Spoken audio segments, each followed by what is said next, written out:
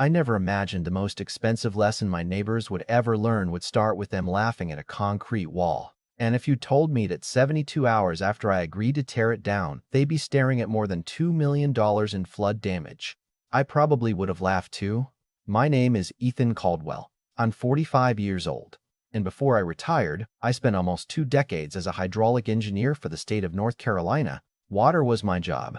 My obsession, really. While most people saw rivers as something pretty to look at, I saw elevation maps, drainage basins, soil saturation, culvert capacity, runoff coefficients. Every hill told a story, if you knew how to read it. That's probably why I ended up buying the ugliest house on Riverbend Ridge. Everyone else wanted the oversized brick homes farther downhill inside the Willow Creek Estates HOA. But I bought the old white farmhouse sitting above them because I knew something they didn't. That hill wasn't just higher. It controlled where every drop of stormwater went during hurricane season. My place wasn't fancy. Gravel driveway, rusty diesel pickup, detached workshop, old oak trees that dropped leaves everywhere every fall. Meanwhile, the HOA neighborhood below looked like something straight out of a luxury home magazine. Matching mailboxes, imported stone entrances, expensive landscaping, and enough rules to tell people what color flowers they were allowed to plant. Since my property sat outside the HOA boundary, I wasn't one of them, and that fact seemed to bother them far more than it ever bothered me. At first, they ignored me. Then they complained about my truck, then about my shed, then about the occasional equipment trailer parked beside my barn. I smiled, waved, and went back to minding my own business because, honestly, I had better things to do. Then one hurricane season changed everything. After studying rainfall data from the previous decade, I realized runoff patterns had shifted because developers had paved over more land uphill. Concrete doesn't absorb rain, it redirects it. So I hired a contractor and built a reinforced concrete flood berm along the lower edge of my property. 4 feet high, steel reinforced, professionally engineered, fully permitted by the county. It wasn't beautiful, I'll admit that. It looked like exactly what it was: infrastructure. To me, it was peace of mind. To the HOA board, it was apparently a personal insult. About 2 weeks later, I opened my mailbox and found a cream-colored envelope thick enough to hold a legal document. Inside was a violation notice printed on expensive paper with an embossed community seal, like they were delivering a presidential proclamation. The letter claimed my wall was unsightly, negatively impacted community aesthetics, and altered natural water movement. They fined me $1,000 per week until I removed it. That last sentence actually made me laugh because whoever wrote it clearly didn't understand what natural water movement meant. Attached to the notice were minutes from their monthly board meeting. I skimmed through until one handwritten note caught my eye. That ugly wall won't save him anyway. It wasn't even typed. Someone had scribbled it in blue ink beside the motion approving the fine. I sat there on my porch reading that line 3 or 4 times before I leaned back and smiled. Not because I wanted revenge, but because I suddenly realized they had absolutely no idea what that wall actually did. See? They assumed it existed only to protect my house. They never asked. They never hired an engineer. They never requested a hydrology review. They voted based on appearances, and appearances can be dangerously expensive. That afternoon, I walked into my workshop, rolled out old survey maps across my drafting table, and started checking elevations I'd memorized years earlier. Nothing had changed. Every contour line confirmed exactly what I'd known from the beginning. My berm wasn't just protecting my property. It was intercepting nearly 40% of the first surge of stormwater before it accelerated downhill toward Willow Creek Estates. Without it, thousands of gallons every minute would funnel directly into the neighborhood sitting below me. I stared at those maps for a long time, then picked up the phone and called the local excavation company I'd worked with years earlier. "Hey, Mike," I said when he answered. "You still have that Caterpillar available next Thursday?" He laughed. "Depends. What are we tearing down?" I looked out the workshop window toward my concrete berm. "Mine." There was a long pause before he answered. "You're serious?" "Completely. You sure about this?" I smiled again, folded the violation notice in half, and placed it beside the survey maps. "I'm just giving them exactly what they asked for." Mike showed up the following Thursday just after sunrise with the excavator sitting on a lowboy trailer, and the moment you've climbed out of the truck, he looked at me like he was waiting for me to change my mind.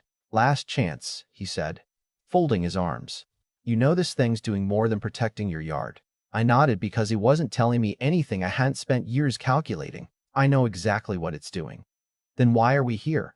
I held up the violation notice because they insisted. Before the machine even rolled off the trailer, I had already mailed 3 certified envelopes.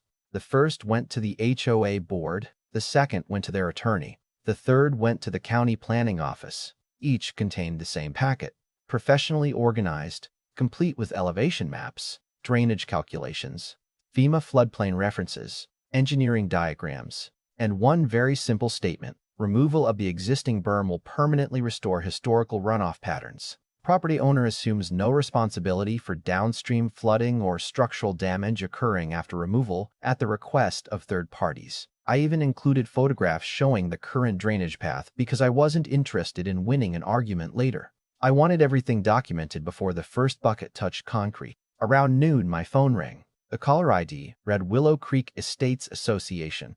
I answered on speaker while Mike pretended not to listen. "Mr. Caldwell?" a woman asked, her voice noticeably tense.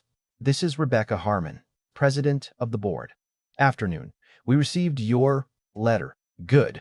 That means the certified mail arrived." She hesitated. "Are you actually planning to remove the wall?" "According to your violation notice, I have 48 hours to comply. I'm simply complying a little earlier." "This feels excessive." I almost laughed. "You fine me $1,000 a week for keeping it because it violates community standards. My property isn't inside your community." Silence. Then she shifted directions. "Several board members believe you're trying to pressure us into paying you." "No, ma'am. I'm trying to avoid cleaning up a disaster everyone else is pretending can't happen." She sighed. "We'll discuss this tonight." "Please do." By that evening, the entire neighborhood seemed to know what was happening. SUVs slowed down outside my property. Couples stood near the entrance taking pictures. Some people pointed toward the berm, while others stared at the excavator like it was a bomb waiting to explode. Around 6 o'clock, Rebecca drove onto my driveway with 3 other board members. She stepped out wearing a navy blazer even though it was nearly 90 degrees outside. The others stayed near the SUV while she approached me holding another folder. "Let's be reasonable," she said. "We're willing to suspend the fines temporarily." "That's generous if you stop threatening the neighborhood." "Threatening?" I pointed toward the concrete wall behind us. "I've spent my own money protecting land that doesn't even belong to me."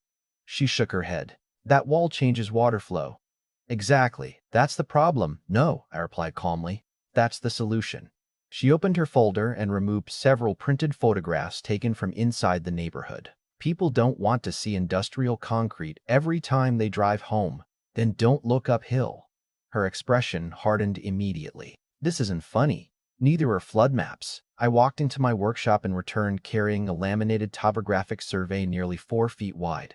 I spread it across the hood of my truck and pointed to the contour lines. "Here's your neighborhood. Here's my property. Here's the natural drainage channel before development. This berm intercepts almost 40% of first-stage runoff. Remove it and water follows gravity. Gravity is never lost in election." One board member leaned closer, clearly interested. Another barely glanced before folding his arms. Rebecca didn't even look down. "Our attorney disagrees." "With gravity?" I asked. Mike turned away because he was trying not to laugh. Rebecca ignored the comment. "Your report is only your opinion." I looked directly at her. "No, it's math." She gathered her papers without reading another page. "We'll let legal handle this." As they drove away, Mike looked over at me. "They're really going through with this." People who confuse confidence with competence usually do. The next morning, I sent them one final proposal. It wasn't emotional. It wasn't sarcastic. It was simply a contract offering permanent maintenance of the berm, annual inspections, storm monitoring, and legal responsibility for future drainage protection. The total came to $238,000, spread across the entire neighborhood over 15 years, for homes worth nearly $1 million each. It was almost nothing. I gave them 24 hours. At 4:30 that afternoon, my email chimed. Their attorney had replied with exactly one sentence: "Proceed with removal as demanded by our client." No greeting, no explanation, no questions about engineering. I read it twice, saved 3 copies, printed one for my records, and quietly handed another to Mike. "Well," he said, "guess that's our permission." Early Friday morning, the excavator engine came to life. The steel bucket pressed against the concrete, and with one deep crack, the first section of berm broke apart. I wish I could tell you I enjoyed watching it happen, but honestly I didn't. Every broken piece felt like years of experience being ignored by people who believed appearance mattered more than physics.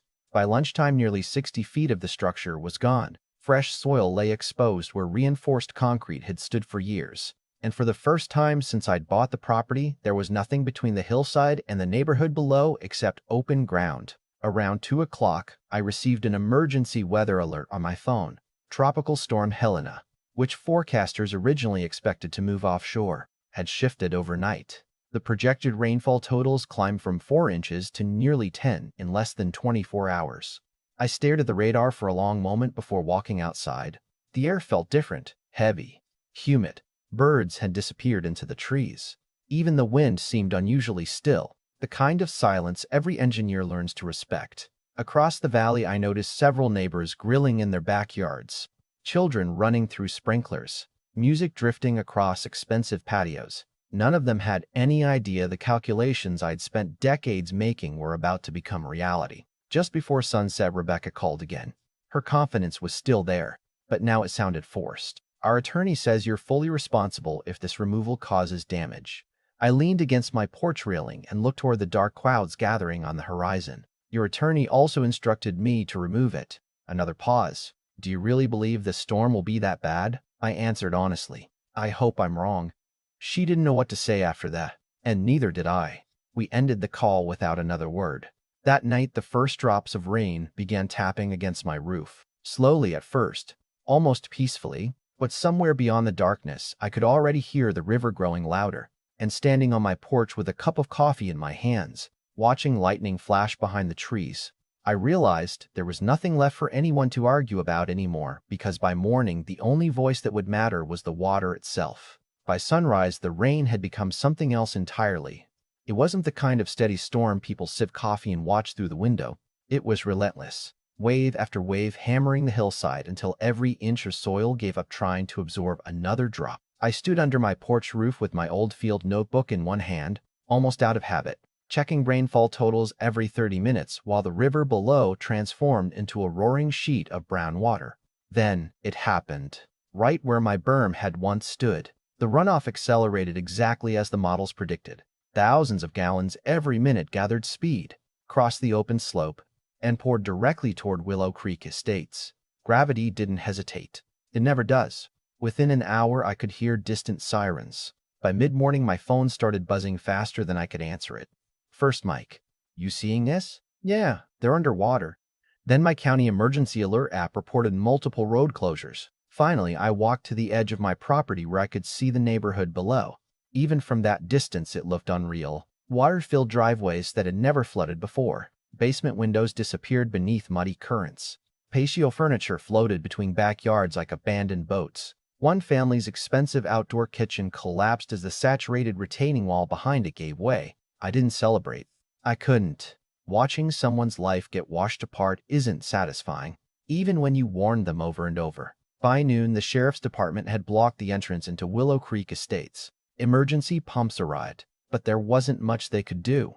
Water always wins when it has nowhere else to go. The following morning, the rain finally stopped, leaving behind a silence that somehow felt louder than the storm itself. News helicopters circled overhead while contractors, insurance adjusters, and restoration companies poured into the neighborhood. I drove down only after deputies reopened the road. The smell hit me before I even stepped out of my truck. Wet drywall, soaked carpet, mud, diesel generators, and that unmistakable musty odor that tells you mold is already starting to grow. Families carried ruined photo albums to the curb. Children stood quietly beside piles of furniture waiting for garbage trucks. People who had spent years arguing over mailbox colors suddenly couldn't even sleep in their own homes. Rebecca was sitting alone on the curb outside her house, staring at water-stained boxes stacked across her lawn. She looked exhausted, older somehow. When she saw me, she didn't yell. She didn't accuse me. She simply asked one question. Did you know this would happen? I answered as honestly as I could. I knew it could. That's why I built the berm in the first place. Tears filled her eyes as she looked toward the flooded street. Insurance denied almost everyone. I nodded. Flood exclusions were ruined. There wasn't anything clever to say after that. A week later, the HOA board requested a formal meeting. The room felt completely different from the first time they had voted against me. Nobody interrupted. Nobody rolled their eyes. They listened. I presented updated engineering plans for a larger, stronger flood control system along with long-term maintenance costs and legal agreements making future drainage decisions subject to independent engineering review instead of neighborhood opinion. They approved every single recommendation without changing a word. Construction started the next week. 8 days later, the new reinforced berm stood taller than the original, integrated with upgraded drainage channels and overflow controls that protected every property downhill. Several months later, another tropical storm rolled through the county. Rainfall totals were almost identical. This time, the water slowed exactly where it was supposed to, spread safely across the retention area, and continued downstream without flooding a single basement. Nobody applauded. Nobody thanked me publicly. They simply stayed dry. Every month after that, the HOA payment arrived exactly on schedule, and I couldn't help smiling whenever I noticed the memo line. Someone, probably Rebecca, always wrote the same words in careful handwriting. Upstream protection maintenance. Funny how people who once called something ugly eventually started calling it essential. Looking back now, I don't think this story is really about an HOA or even a flood wall. It's about what happens when pride becomes louder than expertise, when appearance matters more than facts, and when people vote on subjects they refuse to understand.